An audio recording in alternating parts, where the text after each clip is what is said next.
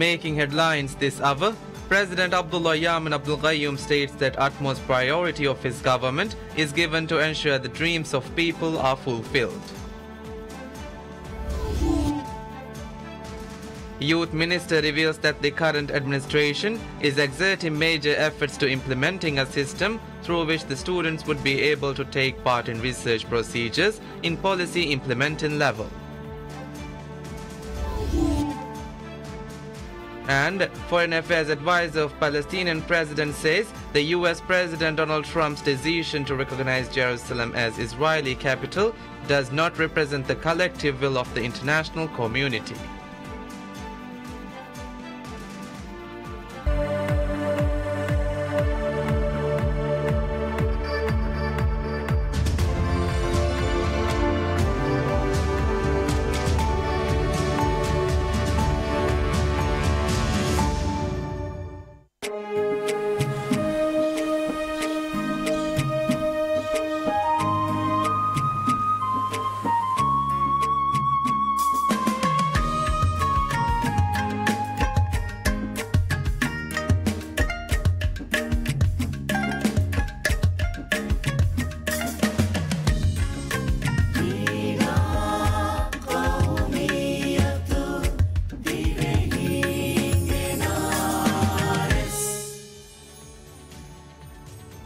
Bismillahirrahmanirrahim. Assalamu alaikum. I'm Nasma Abdul Mohsin and this is PSM News.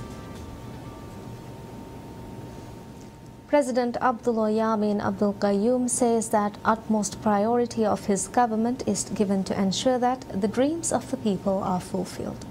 The president made the remarks while addressing the community of Maldives Island of Nono Atoll. During his speech, President Abdullah Yamin Abdul Qayyum expressed that no positive outcome was brought from the political clashes of the past 10 years. Expressing that this would not be the condition of Maldives if political figures worked for the development of the country, President Yamin stated that developmental projects can only be conducted within the framework of the law.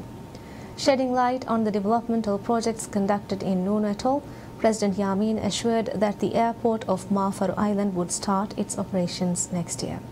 The president added that full support of the people of the Maldives is needed in delivering projects related to them. In addition, President Yamin reiterated that the Maldivian people prioritize peace and work to maintain the peace and stability in the country. President Yamin arrived in Maldives Island as part of his 3-day tour of Nono Atoll, Lavian Atoll and Bai Atoll. During his visit to Maldives Island of Nono Atoll, President Yamin inaugurated the newly built harbour and a mosque constructed by the fund provided by the government of Saudi Arabia. During the tour, President will take part in ceremonies held to mark the completion of government projects and inauguration of key projects in the islands.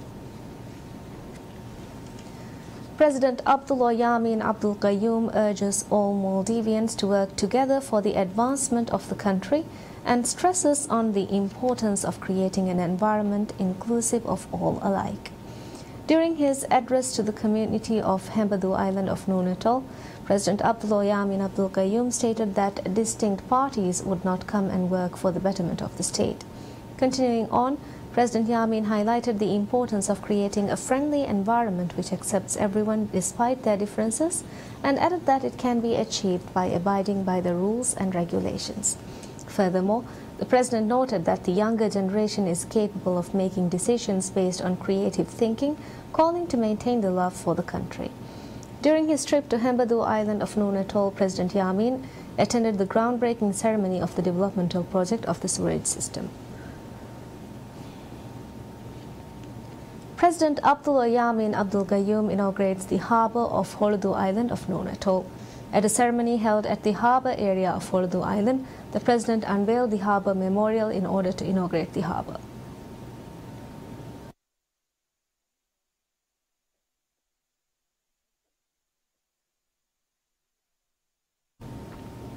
The harbour in Hembadu Island is 900 feet long and 200 feet wide. During his speech at the ceremony, President Yamin stated that it is important to note the positive impacts of developmental projects rather than its negative impacts. The president further stated that the government aims to develop islands at the same level as the Greater Mali region. Highlighting that no democracy is the same in every country, President affirmed that the democracy fit for the Maldives will always be put forth in conducting developmental projects. President Abdullah Yameen Abdul Gayoom states that progress of any region in a country can be achieved with the collaborative effort of all citizens, adding that unity is the biggest facet of progress. Addressing the residents of Velidu Island after inaugurating the island's new harbour, President Yameen stated that the residents of Velidu have always shown commitment for the betterment of the island, highlighting that the Island Council of Velidu boasts majority of opposition parties. President Yameen thanked the residents for the warm welcome he received. At a ceremony held at the harbour area of Velidu Island, the President unveiled the harbour memorial in order to inaugurate the new harbour. The new harbour in Velidu Island is 800 feet long and 250 feet wide. Minister of Youth and Sports Irtisham Adam reveals that the current administration is exerting major efforts to implement a system through which students would be able to take part in research procedures in policy implementing level. Addressing the inauguration ceremony of HISSA program of MAPS College, Youth Minister Irtisham Adam assured that the aim of the administration would be achieved in the near future. In addition, Minister Irtisham stated that students play a crucial role in the development of a nation. The Youth Minister stated that authorities aim to provide all necessary assistance in building responsible and talented youth in the Maldivian society. The youth program, which is an initiative of the students of MAPS College, is based on information and discussions held through Youth Forum 2017. In the program, professionals and experts from relevant fields would carry out lectures and would include field trips to attain practical knowledge in these fields. According to the information provided by MAPS College, a total of 10 sessions would be carried out in the program. Providing uninterrupted electricity to all parts of the nation is part of the major pledges of the administration of President Abdullah Yameen Abdul Gayoom. The current administration has progressed at a fast pace to achieve major achievements towards fulfilling this goal. The administration of President Abdullah Yameen Abdul Gayoom has been exerting major and successful steps towards providing cheap and uninterrupted electricity to all parts of the nation.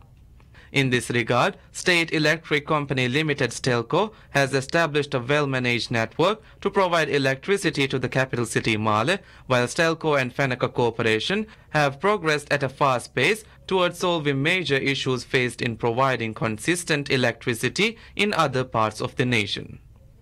Under the initiative of President Yameen, a 50-megawatt power project titled Fifth Power Project has commenced at Hulmale. The project, which is touted as the biggest project to be carried out in this sector, is being conducted at a cost of $77.9 million. This project is expected to cope with the surging electricity usage in Male and Hulumale by establishing a network through China-Maldives Friendship Bridge. In addition, the administration has keen interest in expanding its scope in producing renewable energy in the nation. Under this objective, the administration aims to achieve the goal of producing 30% of total electricity via renewable energy throughout the day. Currently, the project has been implemented in 17 islands, while 27 islands have been contracted to establish the project. In addition, feasible study procedure is currently progressing at 26 of these islands.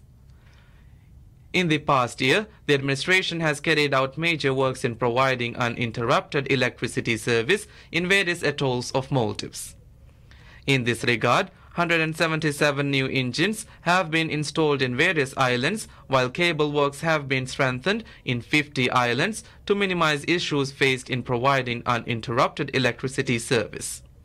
In addition, 10 powerhouses have been shifted to uninhabited areas of islands, while powerhouse upgradation works are progressing at a fast pace in various islands.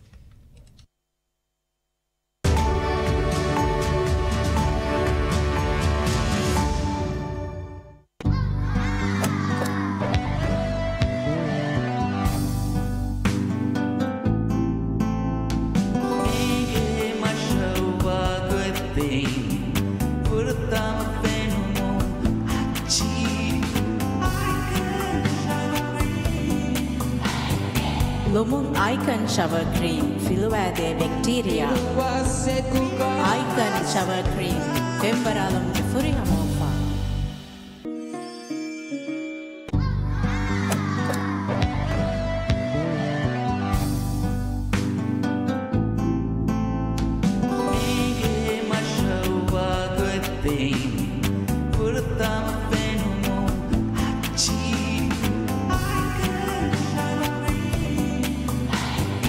Lumun Icon Shower Cream Filuade Bacteria Icon Shower Cream Pembaralam Furihamofa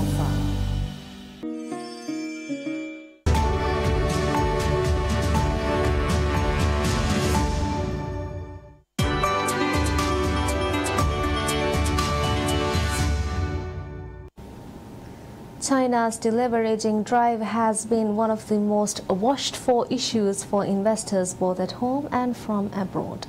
Since China's Politburo pronounced special efforts in July 2016 to curb asset bubbles from further ballooning, the country has been striving to lower the financial leverage in the economy. As the state has been deleveraging one amongst its top economic priorities, regulators have since last December rolled out 11 directives and aimed at facilitating controls of structured bank loans and off-balance sheet wealth management products.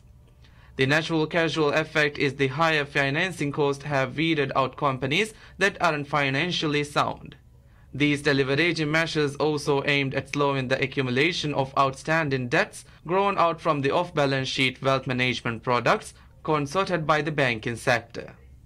Though the outstanding total is still at 29.1 trillion yuan, the year-on-year growth of off-balance sheet wealth management products by banks as of March this year has slowed by 34.8 percentage points to 18.6%. It's a step in the right direction, but there are lots of ways that banks classify what would normally be called loans as something that doesn't have to be included on their balance sheets. And that's endemic throughout the banking sector right now, and I think China is just starting to get a handle on that problem. Other pundits would agree with the description of a step in the right direction, because the growth of the total social financing so far this year has exceeded the target of 12%. Analysts say that this might indicate that the substantial level of shadow banking or non-bank financing activities are still on and around. In 2018, China has to walk a fine line between continuing deleverage and retaining enough financial incentives for companies and banks of all sizes. Some experts fear continued deleveraging might be hitting a little too hard on smaller banks, which have been relying on off-balance sheet operations to make up for low profitability and capital adequacy. Another wildcard event that poses challenges for China's delevering drive in 2018 is the projected hikes of U.S. Federal Reserve rates. If the PBOC does not follow along, you'll see tremendous pressure for RMB outflows. And if the PBOC does follow along, then you'll see debt-intensive sectors such as coal, steel, and real estate, the SME sector, all take somewhat of a beating.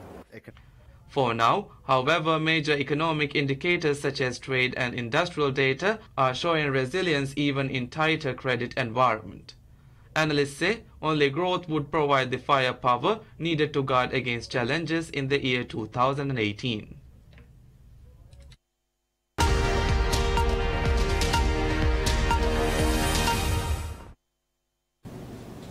Israeli Prime Minister Benjamin Netanyahu instructs Israel's envoys to the United Nations Educational, Scientific and Cultural Organization UNESCO to officially announce the country's withdrawal from the organization. This is the first substantive action Israel has taken since it decided to leave UNESCO in October. Israeli Foreign Ministry spokesman Emmanuel Nahshon said that the decision was based on United Nations Cultural Agency's systematic attacks on the Jewish state and the attempts to disconnect Jewish history from the land of Israel. Nahshon said that the official letter of departure will be submitted after December 25, and then Israel will leave the organization by the end of 2018. Netanyahu announced his country will follow United States to pull out of UNESCO in October. Foreign Affairs advisor of Palestinian president says the U.S. President Donald Trump's decision to recognize Jerusalem as the Israeli capital does not represent the collective will of the international community. Nabil Shah made the remarks during an exclusive interview with China Global Television Network, CGTN, in Beijing during his attendance of a symposium of Palestinian and Israeli peace advocates. His remarks came after United Nations General Assembly on Thursday adopted a resolution on the status of Jerusalem that will make Trump's decision have no legal effect. He does not own Jerusalem. He does not own Palestine. And he is not mandated by the United Nations. It's very obvious that all the United Nations is against him. In the Security Council, 14 out of 15 were against him. So they were 14-1. And now in the General Assembly yesterday, 128 were against him. So he does not represent the international community. Shah stressed the importance of status of Jerusalem for both Palestinians and Israelis and for Christians and Muslims all around the world, and said that the two-state solution is the better alternative now. The world has agreed not to touch it until you reach an agreement, a peace agreement between the Palestinians and the Israelis. Then you decide the status of Jerusalem. And if you agree on a two-state solution, then you will have two capitals in Jerusalem, one east and one west.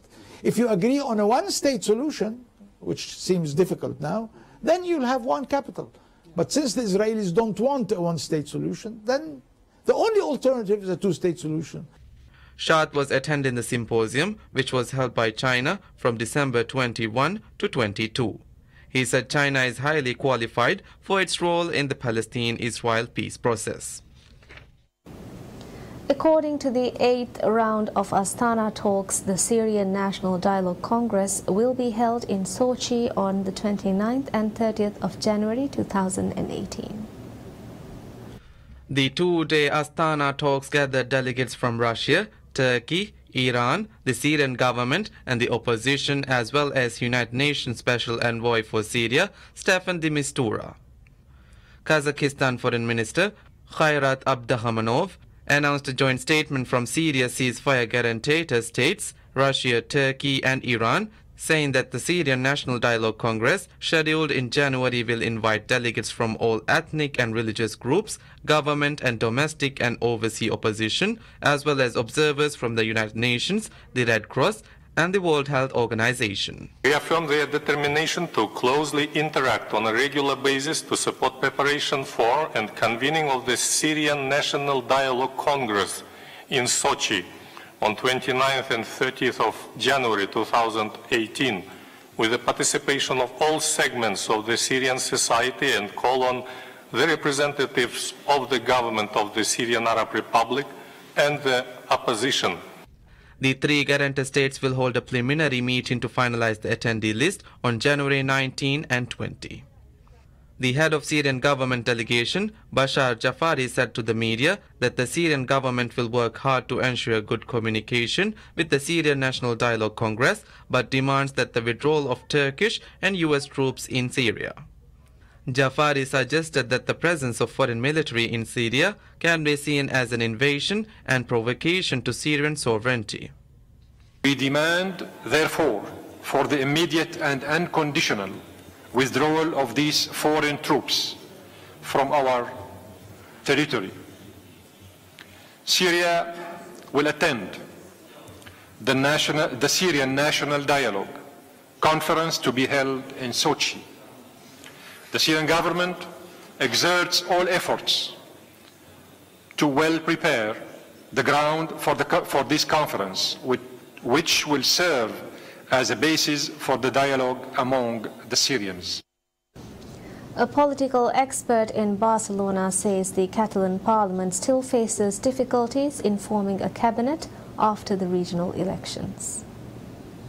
A record 81% of Catalonia's 5.5 million eligible voters cast their ballots during the elections held on December 21. Official statistics shows that the pro-unity party won the most votes and gained 37 out of 135-seat regional parliament, which is however short of the required majority of 68 seats to form a cabinet. Meanwhile, the pro-independence bloc consisting of 3 parties kept its absolute majority with 70 seats. As a result, the future regional government can only be formed by a coalition of parties, which means that forming a cabinet might be faced with challenges. Analysts believe that the result of election reflects a growing polarization with opinions of Catalans towards independence. While more pro-establishment voters chose to voice their opinion by voting, pro-independence supporters still insisted on their proposal. Thus, the independence crisis is far from being resolved. According to Vidal and no more who will hold power in the new government, the ruler should handle the problem of coexistence of dissents in Catalonia.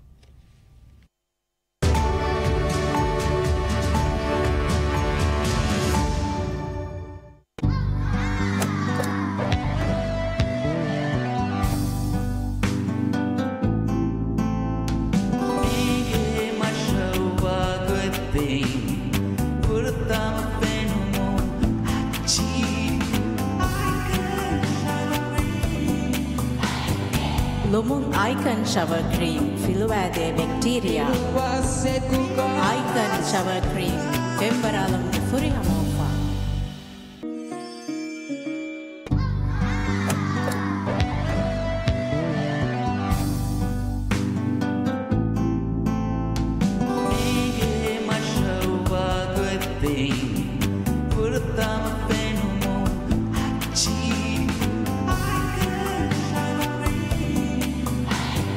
Lumung Icon Shower Cream Filuade Bacteria Icon Shower Cream Fembaralum Furihamofa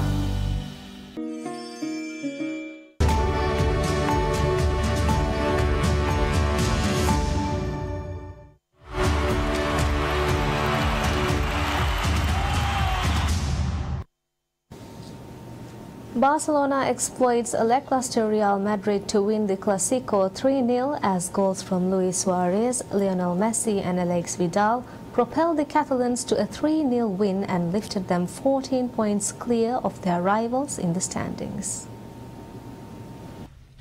Real Madrid failed to capitalize on their chances in the first half as Karim Benzema's header came off the post and Cristiano Ronaldo was denied by the fallen leg of Barcelona goalkeeper. However, the European and La Liga champions collapsed after the interval and Barca took full advantage.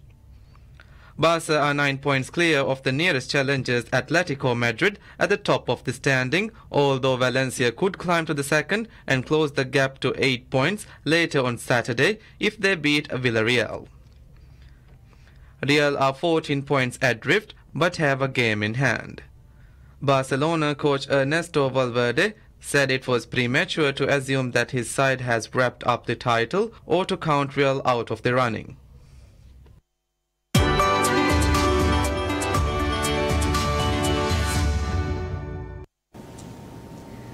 Apple admits purposefully that slowing older iPhones aims to prevent battery issues and to improve phone performance. Following a series of rumors, Apple confirmed that it does indeed slow down older iPhones to prevent problems caused by aging batteries, including unexpected shutdowns. Last year, many iPhone 6 users found that their iPhones would shut down in cold conditions. Apple explained that a battery in poor or cold condition may not be able to supply the required maximum current demanded by the phone's processor at full speed, and the iPhone can shut down unexpectedly to protect internal components. The company last year released a feature on iPhone 6, 6S and SE during a software update to smooth out the instantaneous peaks only when needed to prevent the device from unexpectedly shutting down. The feature has been expanded to iPhone 7 with iOS 11.2 and is planned to be rolled out to newer devices in the future. Earlier this year, some users complained that the software updates slows down their iPhones, triggering some US media reports saying that Apple tinkers with older models in a bid to push iFans to buy the newest iPhones. Some technical analysts even proved that on the internet after phones testing and quantization. Apple has not explained how it will fix the problem of iPhones slowing down when upgrading the software. And that's all we have for you right now. Thank you for watching. Have a very pleasant day.